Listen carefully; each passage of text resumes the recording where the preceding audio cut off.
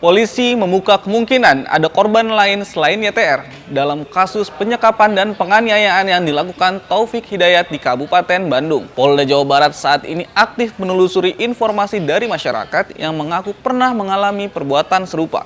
Kepala Bidang Humas Polda Jabar, Komisaris Besar Polisi Hendra Rohmawan menyampaikan, penyidik memantau sejumlah unggahan di media sosial dari pihak-pihak yang mengklaim sebagai korban tersangka. Polisi membuka ruang selebar-lebarnya bagi siapapun yang merasa pernah menjadi korban untuk melapor secara resmi.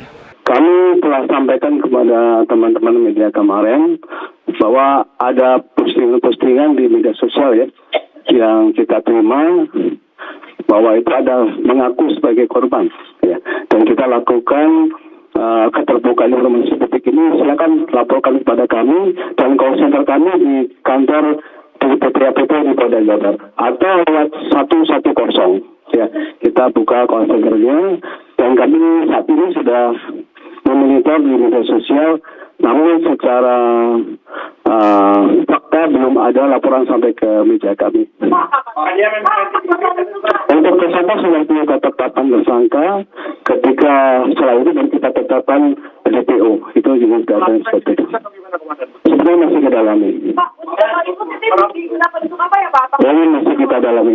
Namun hingga kini penyidik belum menerima laporan tambahan terkait dugaan korban lain. Kasus yang ditangani masih berfokus pada korban perempuan berinisial YTR berusia 29 tahun. Polisi menegaskan masyarakat yang memiliki informasi atau merasa menjadi korban dapat melapor melalui Direktorat Perlindungan Perempuan dan Anak serta Pemberantasan Perdagangan Orang Polda Jabar atau melalui call center layanan darurat kepolisian di nomor 110. Sementara itu, Lembaga Perlindungan Saksi dan Korban (LPSK) juga menerjunkan tim ke Bandung untuk melakukan asesmen terhadap YTR. Ketua LPSK Ahmadi turut memastikan siap untuk memberikan perlindungan kepada korban.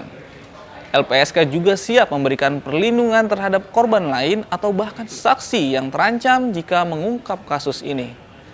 Di sisi lain, penyidik masih mendalami motif di balik dugaan penyekapan dan penganiayaan yang dialami YTR. Hingga kini, motif tersangka belum disimpulkan karena pemeriksaan saksi dan pengumpulan alat bukti masih berlangsung. Polda Jabar memastikan penanganan perkara dilakukan secara profesional dan transparan. Perkembangan penyidikan akan disampaikan kepada publik setelah seluruh fakta terverifikasi. Kasus ini menyita perhatian luas publik setelah polisi berhasil menangkap Taufik Hidayat. Penangkapan dilakukan di wilayah Majalaya, Kabupaten Bandung, pada Selasa 23 Juni 2026. Penangkapan berawal dari terdeteksinya aktivitas transaksi tersangka di wilayah Majalaya pada pagi hari. Polisi kemudian menyisir lokasi sekitar hingga akhirnya menangkap pelaku pada sore harinya. Selama pelarian, tersangka sempat berpindah-pindah tempat, termasuk ke wilayah Tangerang untuk menghindari kejaran aparat. Namun karena merasa tidak aman, tersangka kembali ke Bandung dan bersembunyi di sebuah perumahan di Majalaya. Lokasi tersebut menjadi titik akhir pelarian. Setelah ditangkap, tersangka ditempatkan di sel khusus yang dilengkapi kamera pengawas. Polisi juga melakukan tes narkoba terhadap tersangka dan hasilnya dinyatakan negatif. Sementara itu, YTR saat ini masih dalam kondisi kritis. Kondisi korban saat ditemukan sangat memprihatinkan. Terdapat luka serius di sejumlah bagian tubuh. Kepala korban mengalami infeksi berat hingga mengeluarkan nanah. Bagian bibir mengalami kerusakan signifikan. Korban juga mengalami gangguan penglihatan yang diduga akibat infeksi berkepanjangan selama masa penyekapan. Selain penderitaan fisik, keluarga menyebut adanya kerugian material lebih dari 50 juta rupiah. Sejumlah barang berharga korban diduga hilang selama peristiwa tersebut. Demikian headline iNews ID hari ini. Update perkembangan kasus penyekapan ini di iNews ID.